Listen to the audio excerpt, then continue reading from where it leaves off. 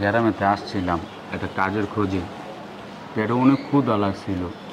আবার গ্রামে থেকে আসছিলাম স্যার ঢাকা শহরে একটা কাজের সন্ধানে।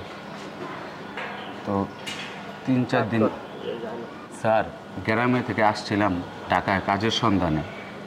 আচ্ছা আবার স্যার গ্রামে থেকে ঢাকা শহরে আসছি। আবার স্যার গ্রাম থেকে ঢাকা শহরে আসছি কাজের সন্ধানে। আচ্ছা 3-4 দিন হয়েছে স্যার, অনেক জায়গায় কাজ খুঁজতেছি, কাজ পাই না স্যার। আজকে গতকাল থেকে ধরে না খাওয়া স্যার। গ্রামে থেকে আসছি ঢাকা শহরে একটা কাজের সন্ধানে। আবার আটকে গেছে।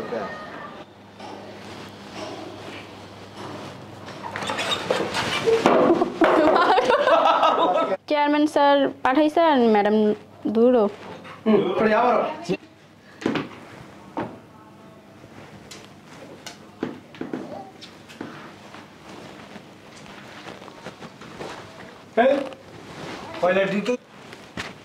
আসসালামু আলাইকুম স্যার। স্যার আমাকে ডাকছেন? আসসালামু আলাইকুম স্যার। স্যার আমাকে ডাকছেন? আবার স্যার আপনি যে কোম্পানির অফিসের চেয়ারম্যান, শুধু আমি না, সবাই জানে স্টাফ। আপনি ভাঙ্গা ভাঙ্গা কোন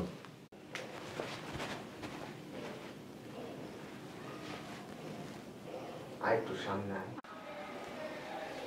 কাশেম, জি স্যার। কোথাও যাইতেছ?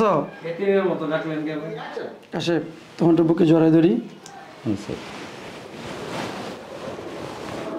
জানো কাশেম, ওটা খুব ভালো। কি ব্যাপার? হাবিব স্যার কাশেমের পকেটে টাকা ঢুকাইতেছে কেন? স্যার টাকা তো আমি এখানে রেখে গেছি। আমি এখানে রেখে লাঞ্চে চলে গেছিলাম। আমি লাঞ্চ করে আসার সময় দেখি কাশেম বুঝলে যায় না, বুঝলে যায়। স্যার আমি যখন টাকাটা রেখে লাঞ্চ করতে গেছি, যখন না স্যার আমি টাকাটা রেখে স্যার আমি টাকাটা রেখে যখন লাঞ্চ করতে গেছি, আবার স্যার আমি টাকাটা রেখে যখন লাঞ্চ করতে আবার যখন হয়, অনেক সময় আমার ডেস্ক থেকে অনেক টাকা চুরি হয়।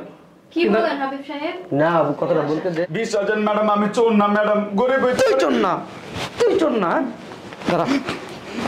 আবার আমি হাবিব